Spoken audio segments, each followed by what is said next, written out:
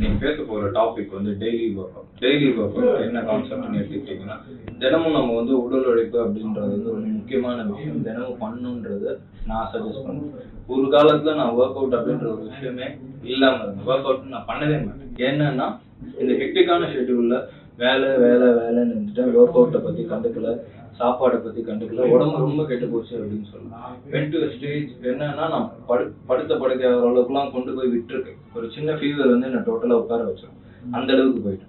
ஆனா அந்த work out அப்படின்ற ஒரு விஷயத்த வந்து நான் எப்போ என் லைஃப்குள்ள கொண்டு வந்தேன்னா லைஃப் வந்து டோட்டலா சேஞ்ச் ஆயிடுச்சு.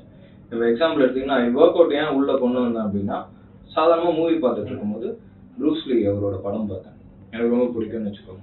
பார்த்தப்பதான் இன்ஸ்பயர் ஆச்சு. ஸோ நம்ம உடம்பு இந்த அளவு நம்ம உடம்பால பண்ண முடியும், இவ்வளவு விஷயம் இருக்கு அப்படின்னு நான் தெரிஞ்சுக்கிட்டேன். அப்போ இந்த ஒர்க் அவுட் அப்படின்ற ஒரு விஷயத்த உள்ள கொண்டு வந்தேன். இந்த டெய்லி ஒர்க் அவுட் எப்போ மாறிச்சுன்னா, ஃபர்ஸ்ட் டைம் பண்ணப்பெல்லாம் பார்த்தீங்கன்னா ஸ்கிப் ஆயிடுச்சு. ஒர்க் அவுட் பண்ண முடியாமல் போயிடும். ஒரு நாள் பண்ணு, ஒரு நாள் பண்ண முடியாது.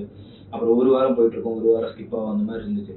அது பண்ணக்கூடாதுன்னு ஒரு முடிவு எடுத்து நான் ஒர்க் அவுட் அப்படின்ற ஒரு விஷயத்த ஆரம்பிச்சதுக்கப்புறம் அது வந்து டெய்லி ஒர்க் அவுட் அப்படின்றத தாண்டி அது என் ஷெட்யூல்ல உள்ள வந்து அது இப்போ எனக்கு அடிக்ஷன் மாதிரி ஆயிடுச்சு. But it's very good addiction that I would suggest.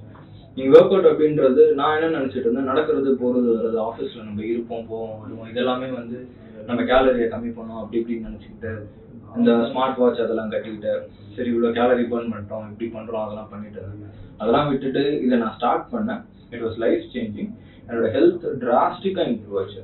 Fever cold அதெல்லாம் வராதுன்னு நான் அப்படி சொல்லவே மாட்டேன், வரும். ஆனா அதோட எஃபெக்ட்ஸ் வந்து ரொம்ப கம்மியாயிடும்.